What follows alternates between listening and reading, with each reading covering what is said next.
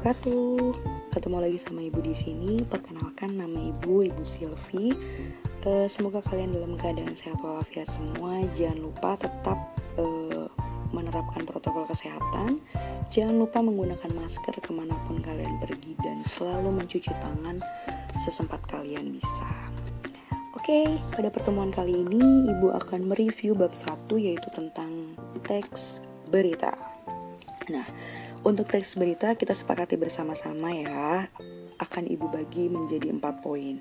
Ya, poin pertama yaitu tentang unsur, di mana di dalamnya ada 5W, 1H dan juga adik Simba.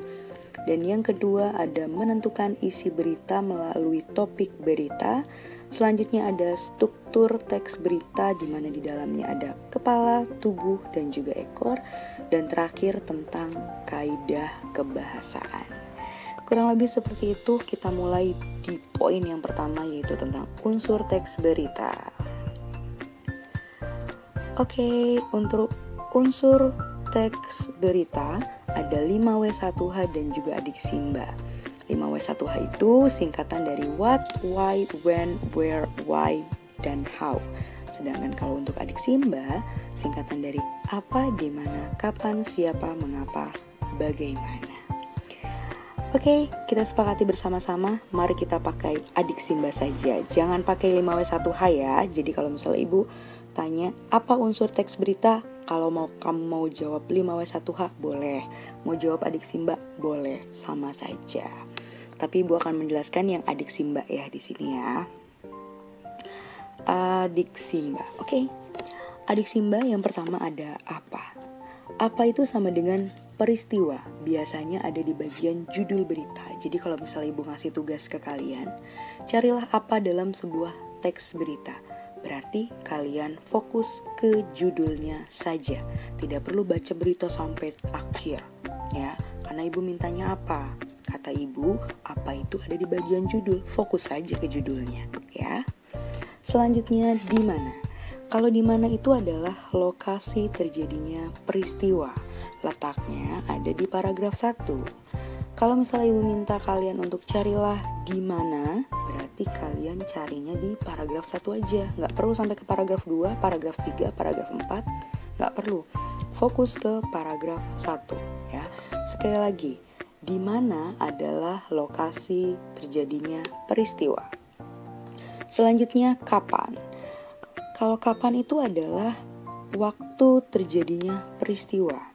Ya, kita fokuskan ke jam, tanggal, bulan, tahun dalam kejadian peristiwa tersebut ya. Dan biasanya ada di paragraf 1 juga nih untuk kapan. Selanjutnya ada siapa. Nah, kalau siapa itu isinya adalah korban yang mengalami peristiwa. Ya, misalnya peristiwanya adalah kebakaran. Berarti siapa korban dari kebakaran tersebut ya? Nah, bisa seseorang, bisa suatu hal, tergantung isi beritanya. Nah, biasanya terletak ada di paragraf 1 juga. Selanjutnya mengapa? Nah, untuk mengapa ini adalah sebab terjadinya peristiwa. Tadi peristiwanya misalnya kebakaran, berarti apa yang menyebabkan kebakaran? Nah, letaknya ada di paragraf tengah dan bisa juga ada di bagian akhir dalam sebuah paragraf. Dan terakhir ada bagaimana. Untuk bagaimana itu adalah proses terjadinya peristiwa. Nah, contohnya peristiwanya adalah kebakaran. Berarti bagaimana proses terjadinya kebakaran ya. Letaknya ada di paragraf tengah dan bisa juga ada di paragraf akhir. Ibu punya sebuah berita, kalian simak beritanya. Ibu akan bacakan juga sih beritanya ya. Mari kita sama-sama menentukan adik Simba. Oke. Ini adalah beritanya. Judulnya, pesawat Lion Air jatuh di perairan Anambas. Ibu bacakan ya beritanya ya. Kembali lagi pesawat Lion Air terjatuh. Setidaknya sekitar 40 penumpang pesawat menjadi korban dan belum diketahui nasibnya.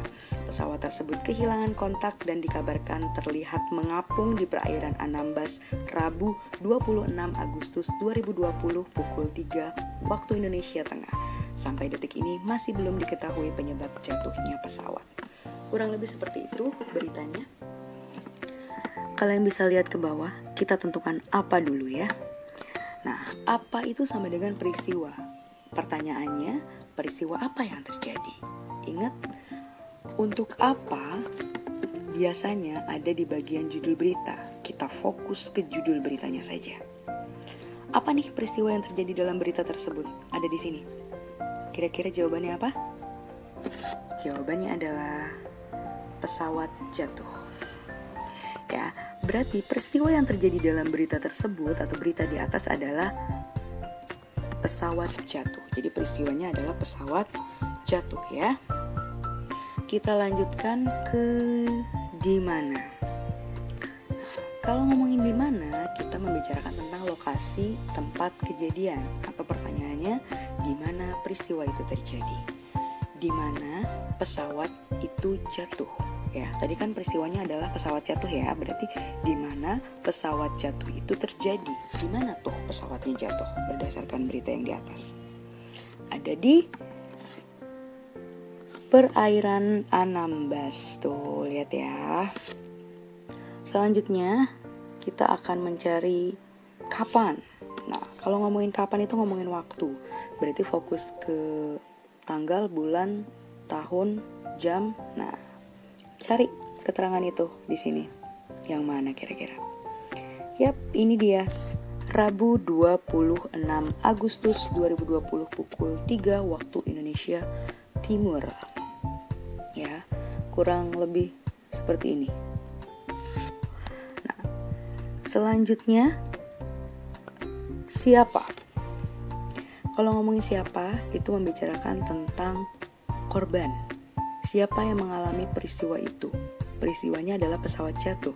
Berarti siapa yang mengalami pesawat jatuh? Siapa nih yang jadi korban dalam pesawat jatuh itu? Coba dicari di sini. Ini dia. Setidaknya sekitar 40 penumpang pesawat menjadi korban dan belum diketahui nasibnya. Jadi jawabannya adalah sekitar 40 penumpang pesawat Lion Air. Boleh ditambahin seperti itu ya. Selanjutnya ada mengapa. Mengapa itu adalah sebab. Jadi apa yang menyebabkan peristiwa itu terjadi? Peristiwanya tadi adalah pesawat jatuh. Berarti kenapa pesawat itu bisa jatuh? Sebabnya apa pesawat itu bisa jatuh? Ada nggak di sini? Dijelaskan nggak di sini sebabnya? Ya, jawabannya adalah belum diketahui penyebabnya. Kenapa jawabannya adalah belum diketahui penyebabnya? Kalian bisa lihat di sini, sampai detik ini masih belum diketahui penyebab jatuhnya pesawat. Berarti pesawat ini nih jatuh, tapi belum ketahuin kenapa dia bisa jatuh. Bisa ditulis seperti itu. Selanjutnya ada bagaimana. Nah, kalau ngomongin bagaimana itu adalah proses. Bagaimana peristiwa itu bisa terjadi, itu adalah prosesnya ya. Prosesnya gimana nih? Gimana si pesawat itu bisa jatuh? Ada nggak di sini nih? Nggak ada kan? Kalau nggak ada, bisa juga ditulis dengan tidak ada informasi ya. Berarti belum ada informasi tentang proses bagaimana pesawat itu bisa jatuh ya. Ingat, di dalam sebuah berita itu, kalau beritanya yang bagus, adiksi mbaknya itu lengkap. Dari mulai apa, di mana, kapan, siapa, mengapa, bagaimana, itu lengkap, ada semua. Tapi ada juga berita yang adiksi mbaknya nggak lengkap. Biasanya berita tuh sampai ke apa, di mana, kapan, siapa.